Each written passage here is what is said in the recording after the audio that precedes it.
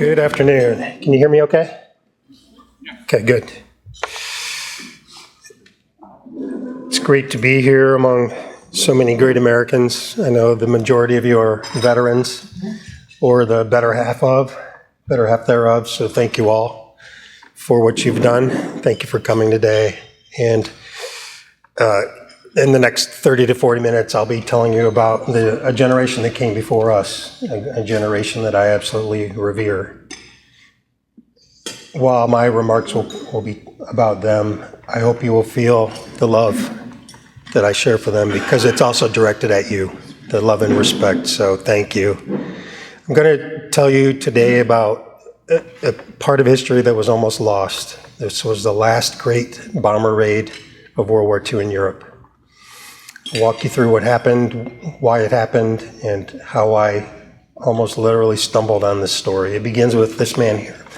This man here is my uncle, Ellsworth Croissant, first lieutenant in the United States Army Air Forces.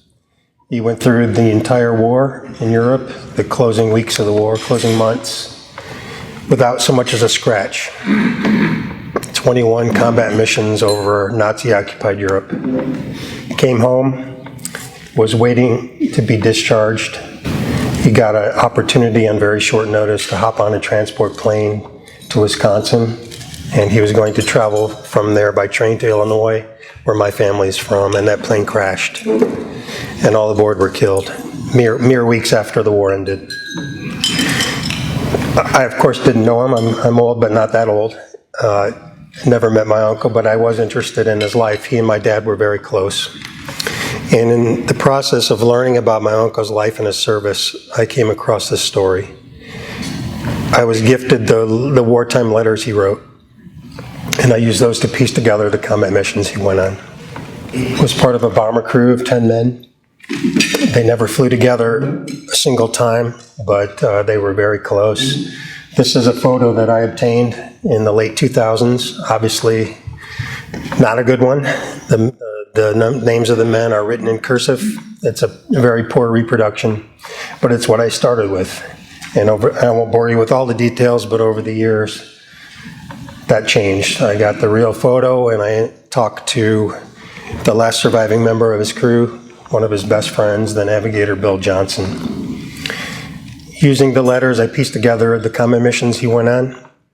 And as a good CIA analyst, I tried to look into each target, why we bombed it, when we bombed it, was there anything significant militarily, culturally, historically about that target. And I come to Linz, Austria.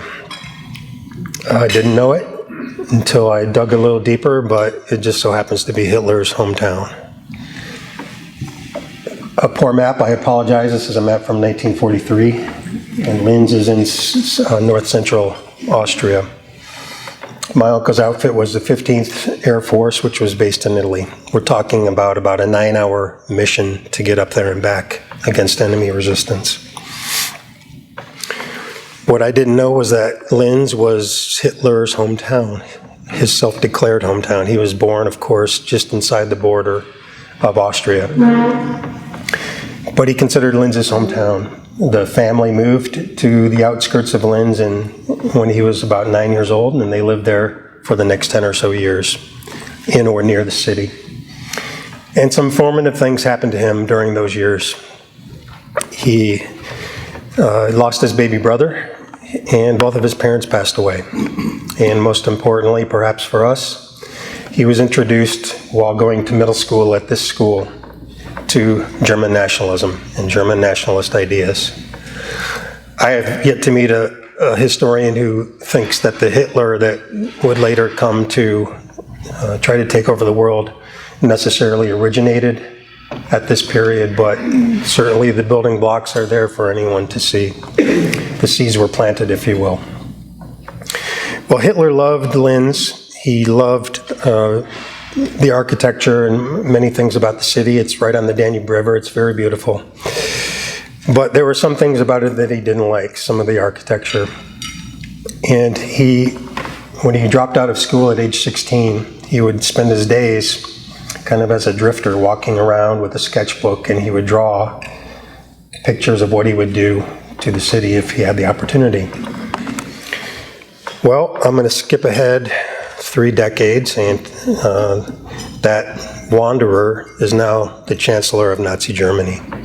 And in March 1938, he enters his former homeland at the head of a conquering army.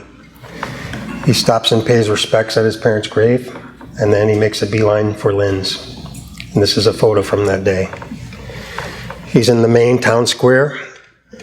There are, according to eyewitnesses, more people in the square to greet him than live in the entire city. You can see they're going pretty wild. They're doing that salute that we've all come to know. He gives a rousing speech from the balcony, and the crowd goes crazy. So much so that he decides right then and there to annex Austria.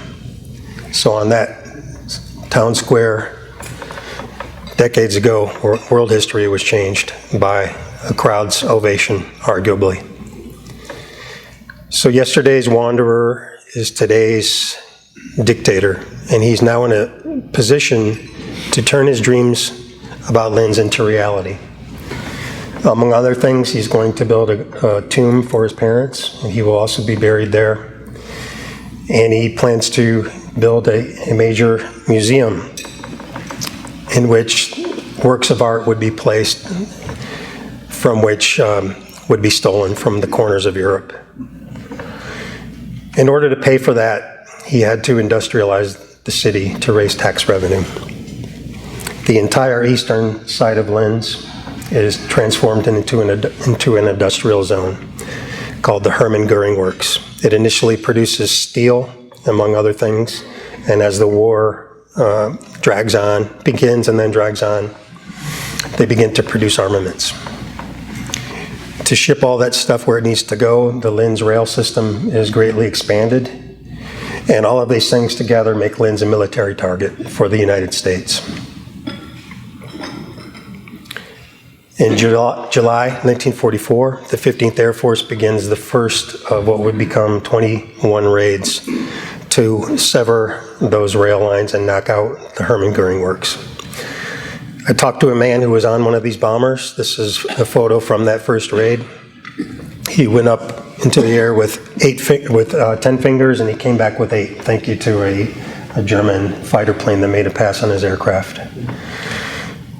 It's a good picture of the city. You can see the Danube River sneaking through the east of the city, and you can see that the Hermann Göring Works has been struck.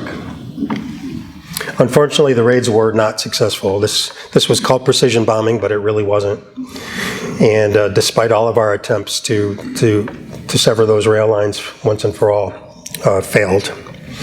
So I'm going to move again through time to the closing weeks of World War II. The war has long since turned against the Germans, and the noose is closing around the neck of Nazi Germany, if you will. You have the Soviets approaching from the east, and you have the Western Allies approaching from the west. Unfortunately for our boys, on April the 25th, 1945, which is the subject of the book, Vienna fell to the Soviets 2 weeks before, and before the Soviets took control, the Germans were able to move many of the anti-aircraft guns that were once defending Vienna, and they placed them in Linz to protect the rail system. So reconnaissance planes that fly over Linz on April the 20th of 45 discover that there are half again as many anti-aircraft artillery guns defending the city as before. Linz was always known as a tough target for our boys, and now it would be even more so. Another thing they discovered is that the Linz rail system had about 2,000 rail cars full of presumed munitions and other supplies to extend the war. It was thought at the time, it's since been proved as a myth, that the Germans intended to withdraw to the Alps to conduct a guerrilla war, the so-called National Redoubt. At the time, we didn't know it was a myth, and the fear was that the supplies in the Linz rail system would be moved there, and the war would go on and on and on, and that could not stand. So on April 25th, 1945, before dawn, the men were arrested out of bed, and prepared to take off. The thing that drew me to this story, among many others, but perhaps the most, was the obscene amount of anti-aircraft artillery fire, which I will call flak for short. It's the abbreviation of a German word that's very long, and I will not attempt to butcher it for you. But the men called it flak. Flak represents these black bursts of smoke. And what originated from those was sharp pieces of metal. They called that flak as well. There was an obscene amount of flak that day because of those anti-aircraft artillery guns that were moved into Linz. And in my early days of research, that thing struck me more than anything else. To the extent that men talked about it and published about it on the internet, the story was always the same. It was a mission from hell. This is John Dominy. He was a ball turret gunner on a B-24 Liberator crew. And his account is one of the first that I came across in my research. John is in the ball turret, which is a spherical turret under the bottom of the bomber. It has two machine guns sticking out of it, and it rotates. So he's protecting the belly of the bomber from attack from below. John shouldn't have even been there. The night before, he was taking a shower, and the man in line before him used up all the hot water, and he had to go really fast, and in his haste, he slipped and hurt his shoulder. One place you do not want to be when you have a hurt shoulder is the ball turret of a B-24 bomber at 25,000 feet. It's cramped, it's cold, and it's extremely uncomfortable. But the war was winding down, everybody knew it, and John didn't want to let his buddies down, so he went on the mission anyway. He's scanning the sky for German fighters, and the nose gunner calls out flak 12 o'clock level on the intercom. To us civilians, that means right in front of the airplane is a whole lot of trouble. So he rotates his turret and looks forward, and what he sees practically stops his heart. And he would write, "I knew that I was going to die." The flak was like a solid black wall. He's a Christian boy from Atlanta, Georgia, and he begins to say the Lord's Prayer, and he only gets 4 or 5 words in when he realizes he's not going to have time to finish it. So he asks God, "Will you have me?" The answer that he gets back fills him with peace. And very soon thereafter, that black wall swallows his aircraft. This is an extraordinary photo. It is in the book of Linz being bombed that day. If you look closely, that's the first aircraft to go down on April 25th, 1945. 4 minutes into this battle. A few more words about flak. The Germans realized that this was a time before guided missiles, guided weapons. The Germans would try to knock down or knock off course as many bombers as they could by shooting into the sky anti-aircraft shells that would explode and shoot metal chunks in every direction. They filled the sky 2,000 feet wide, 2,000 feet deep, 2,000 feet long, a cubical section of sky with these exploding pieces of metal, right where the bombers would need to release their bombs. The idea was to knock down as many or knock as many off course as possible and reduce the effectiveness of the bombing. It took the Germans 4 minutes to do that. If you look closely, the number 3 engine has been hit, and a shell, you can't see it, but a shell has passed through the nose and exploded above the aircraft, wounding a man in the nose.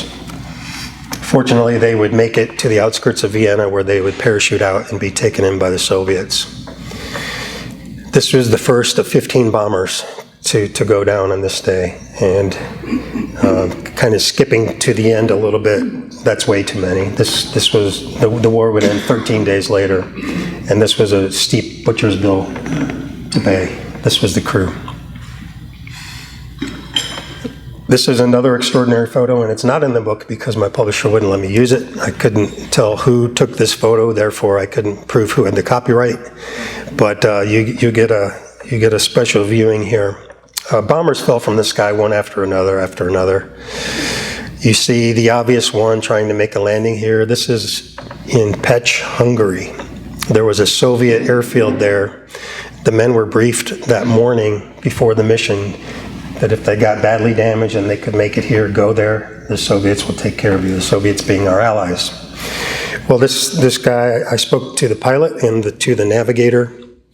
This is the airfield. He spotted it and he effected a rather messy crash landing, but everyone walked away. If you look really closely, there's a second aircraft. They did not spot the airfield, and they had a very rough day. They ultimately crashed into either, the two accounts I get is an anti-tank ditch or a river or a creek bed. Whatever the case, the nose of the aircraft is torn out, and the pilot, once the plane comes to rest, looks down under his feet and sees dirt. They are battered and bruised, but otherwise okay. These men are all taken in by the Soviets as well. Now, the Soviets, being our allies, were obligated to take care of our boys, to get them back to American military control, from which they would return to Italy. For the most part, they behaved in that capacity, not always well. There was often, if not always, vodka involved, and some of the somewhat comical parts of the book are from these crews who drank their way across Eastern Europe on their way home. But in one case, the Soviets behaved horribly, and that's some of the most excruciating scenes from the book. Dale Shabilsky is a tech sergeant. He's a radio operator on one of the B-24s that day. He's on his 33rd bombing mission. At that point in the war, if you did it 35 times and survived, you could go home. So he can see the finish line. He's at the radio table, which is right behind the cockpit on a B-24. And one of his jobs is to, after the bombs are dropped, to visually inspect the bomb racks to make sure that everything is actually fallen out. You don't want to be flying around with a live bomb. So as he turns, a puff of smoke enters the bomb bay, immediately followed by a shockwave. He's knocked off his feet. He's kind of knocked silly. He gets back to his feet and collects his senses. The aircraft is clearly in trouble. And he goes to brush away what he thinks is sweat from above his right eye, and his glove comes back red. He's been shot in the head, essentially, by flak. He would later learn that he's been hit in the behind as well. The aircraft, by the way, one other man is wounded. And the aircraft cannot stay in the air, so they effect a crash landing in a farmer's field in Hungary. Fortunately, friendly Hungarians rush to the aircraft and spirit away the healthy members of the crew. They take the wounded tail gunner in a second direction, and they take Dale in a third. They place him in a church. They give him first aid, and then the story kind of goes downhill from there. The Hungarians, there's no common language. They're communicating in sign language, by gestures or whatever they can. But they prevail upon him to destroy his American uniform and his identity papers. Dale keeps only his dog tags and his .44 caliber pistol. They walk to Budapest, and there Dale gives himself over to a Soviet patrol. Now, as you can kind of see from the photo, Dale is a fair-skinned young man. He's got blonde hair and blue eyes. He's of Polish extraction. The family lineage goes way back to very close to the German border. And the Germans accuse him of being the Soviets accuse him of being a German spy. And they begin to beat him. And over the course of several days, they torture him. I will not go into it here, it's in the book. But some of the most shocking and frankly enraging scenes in the book are from this man's experience. I'll tell you how that turned out later. Another picture that's not in the book, and here you're going to get a little bit behind the scenes.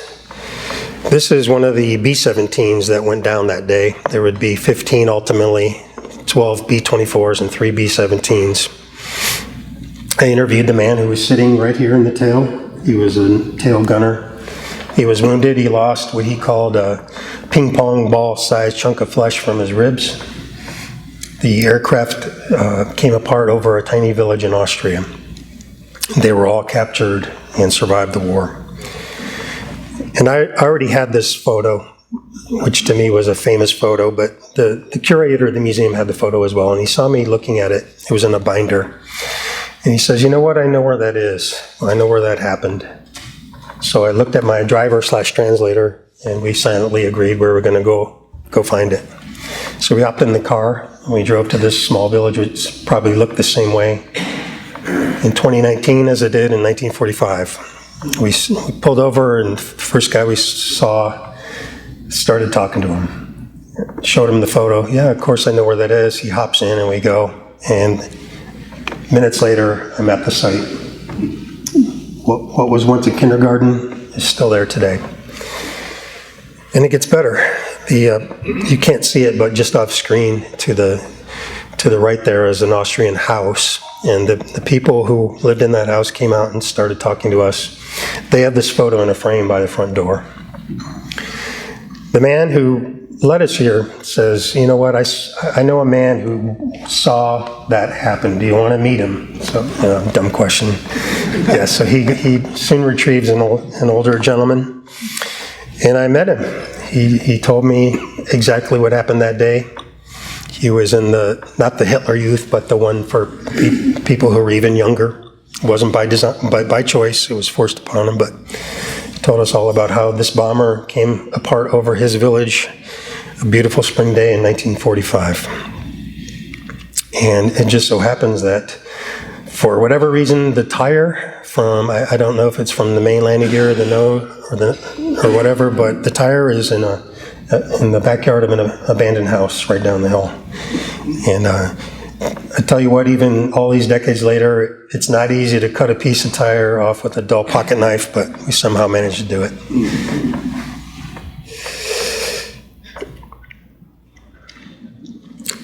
The last bomber to go down, I'm not going to go through all of them.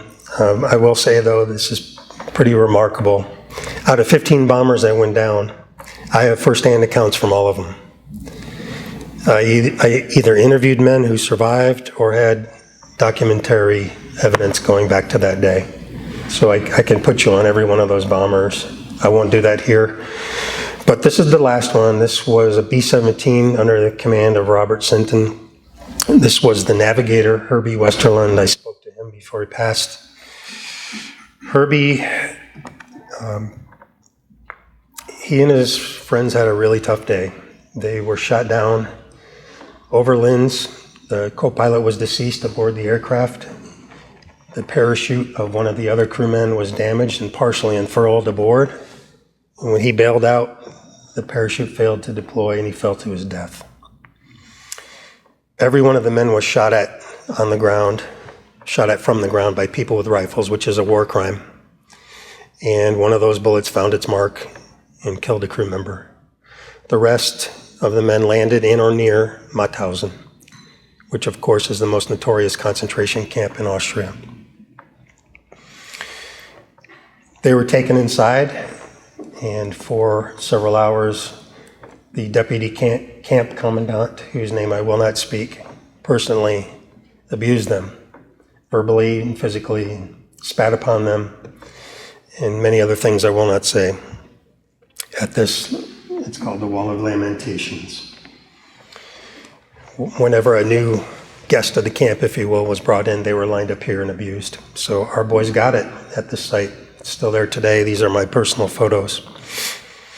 Eventually, 2 of the men who were deceased were brought in and they were cremated in the ovens. This is hard to wrap your mind around. This is a hill made from human remains. It's on the site of the Mauthausen Memorial Complex in Austria. The remains of an unknown tens of thousands of people have made a hill. It's called the Ash Cemetery, Aschenfriedhof. The remains of at least 2 Americans are there today.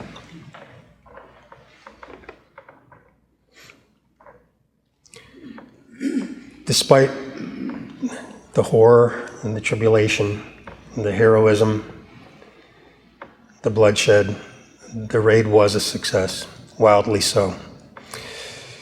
On May 5th, elements of Patton's Third Army entered Linz almost unopposed and ended 7 years of Nazi rule. This is a photo of what remains of the target. The men absolutely obliterated the rail system, and as you can see, the rail cars that would have been used to extend the war.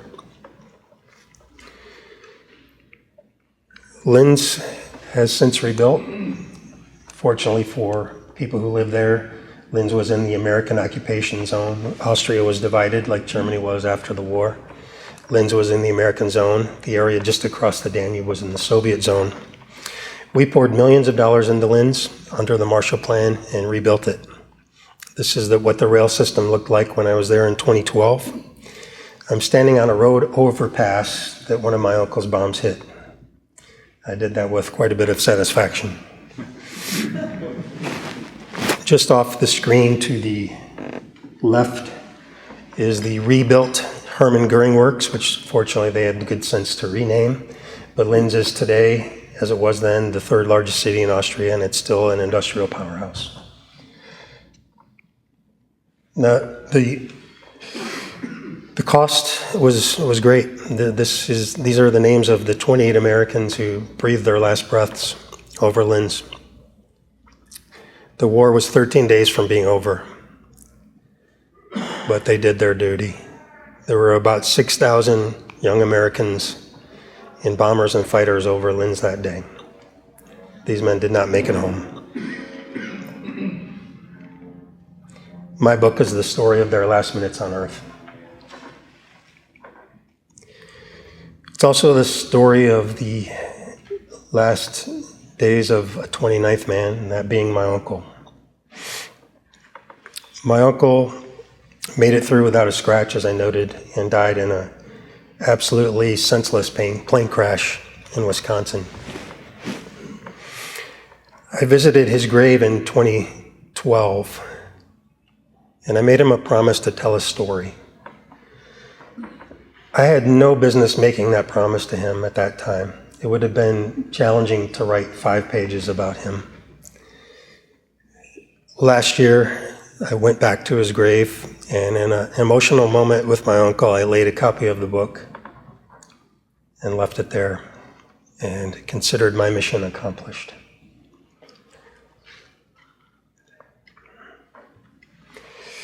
Now, the men who went on the mission and were fortunate enough to come home were never the same again. What they saw, what they experienced that day changed them forever. I interviewed about 55 men who survived the mission. I caught them in their late 80s and early 90s when they were finally ready to start talking about it. Most of them had not. And I became very close with a handful, perhaps half a dozen. And this was one of them. This is Hal Millett. He's one of the main figures in the book. Hal was a corporal and a ball turret gunner in a B-17. He turned 19 over Vienna during a horrific mission in which he was almost killed. Hal, unfortunately, was an atheist and would spend his hours in the ball turret thinking through every bad scenario that could happen to him and what he would do to address it. For example, when you're 5 miles above the earth, you don't have enough oxygen to breathe. You have to wear an oxygen mask. You have to wear a suit that electrically distributes heat throughout your body. So he would, in his mind, he would go through what happens if I lose my oxygen connection, what happens if my heated suit shorts out, etc. And he would spend hours going through these things and then trying to come up with a solution. So over Vienna on his 19th birthday, the ship next to them takes a direct hit and goes down. The shockwave turns Hal's airplane on its wing, and they make a nosedive for the ground. The pilots pull out, and Hal makes it to his 20th and many, many more birthdays, fortunately. But he comes up with a credo in life, one that that would never occur to me, probably any of you as well. The credo was, and I'm paraphrasing, the best thing that can happen to me is that the worst thing will not happen to me. That's kind of a bleak view on life, but Hal lived by it the rest of his life.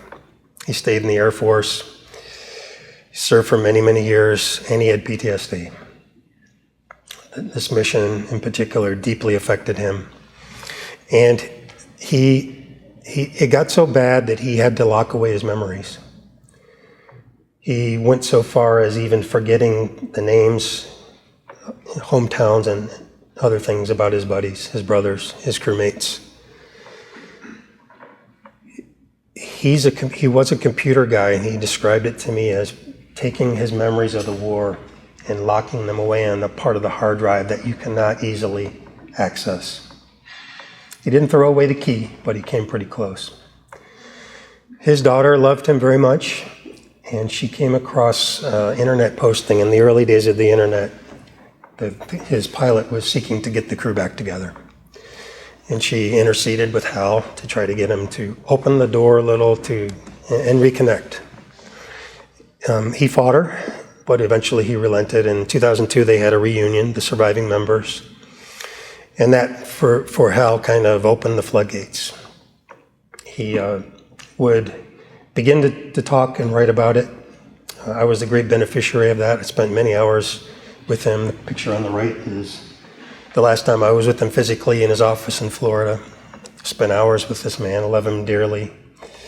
He was a tortured soul. He was greatly disturbed by his role in the death of innocents. And it affected him for the rest of his life. Now, I'm happy to say that when I last spoke to Hal, he was in the hospital in the closing days of his life.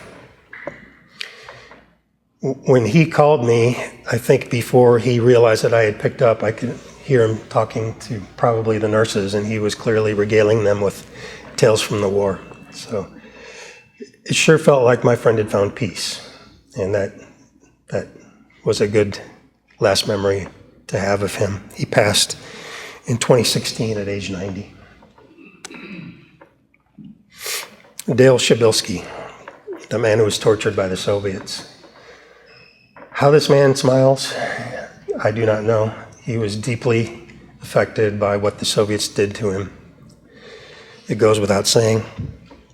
Like Hal, his daughter loved him and got him to start talking, to start opening the door and facing the wounds of the past.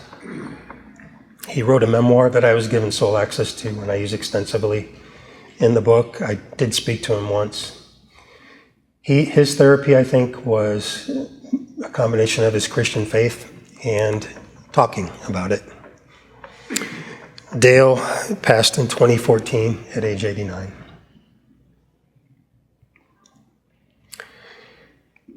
John Dominy, I mentioned him early on. He was the guy who injured his shoulder. John faced his demons as well. For example, he could no longer enjoy 4th of July fireworks. The explosions reminded him too much of those bursts of flak over Nazi Germany. He had a brother who was 10 years younger than him, and one day he was taking him out to play, and a car backfired, and John had an episode. And when he gathered his senses, he found himself hiding under the front porch, and he found his baby brother in the street alone. John talked about it a little bit. I did interview him a couple of times. I'm very close with his wife is still alive, and we have reunions every year, and his children always come. He passed in 2017 at age 92. And if you read the book, he's Duck. His nickname is Duck. If you come away remembering one person from the book, it'll be Duck. And they called him Duck because he could perfectly imitate Donald Duck. He did it with me. And then lastly, Dick Halliday. Dick bled for his country over Linz. A piece of shrapnel came through the aircraft and lodged in his hip. Before it did so, it destroyed his oxygen regulator. The aircraft was devastated from front to back. And while he was assisting the pilot in getting control of the aircraft, he suddenly blacked out. Doesn't remember this, of course, but the flight engineer was racing around trying to keep the aircraft in the air.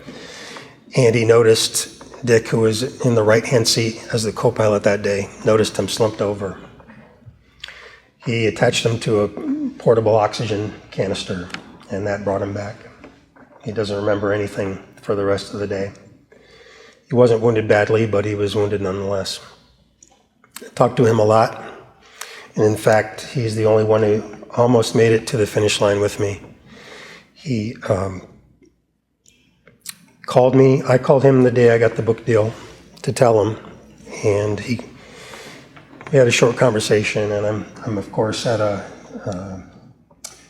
bar having a couple beers with my buddies to celebrate, and he calls me back. And he says, "Mike, I want to thank you." And I'm thinking in the back of my head, why, sir, are you thanking me? I hadn't done nothing to deserve your thanks. All the thanks goes to you. And he says, now the children can understand what it was like, why we couldn't talk about it. The men were on two ends of a spectrum for the most part. Those who never talked about it, and those who did. The ones who did are extremely rare. There would be some in the middle, and that's probably the majority of the men that I spoke with. They had kind of let out tidbits over the years, but finally talked about it with me. And then those who'd never talked about it. Out of 55 or so men, I found one who wouldn't say a word about the mission. It was just too much. The rest, I developed enough trust and respect to get them to talk. Now my message to you, please tell your story, gentlemen and ladies. So many of these men took their stories to the grave with them. This story was almost lost to history. It shouldn't be that way. My dad was in the war also. Fortunately, he was stateside in a non-combatant position. And he would tell me, well, I didn't do anything important. That's not an acceptable answer to me. What everyone does when you put on the uniform is important. One of the photos of a crew I showed you earlier, I couldn't name more than one person in that photo. Do you want your children someday to be in the audience of a photo with you in it and not know anything about any of the other people in the photo? Or do you want them to not really know what you did? I just leave you with that. Please tell your story. There's probably pain attached to it. I understand that. There are those of us who understand and have great empathy for that.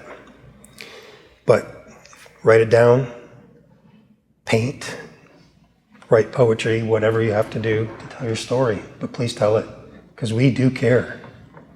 And your kids and your grandkids, indeed, if I may be so bold, all Americans need to know what you did for us. Thank you so much. I appreciate you being here.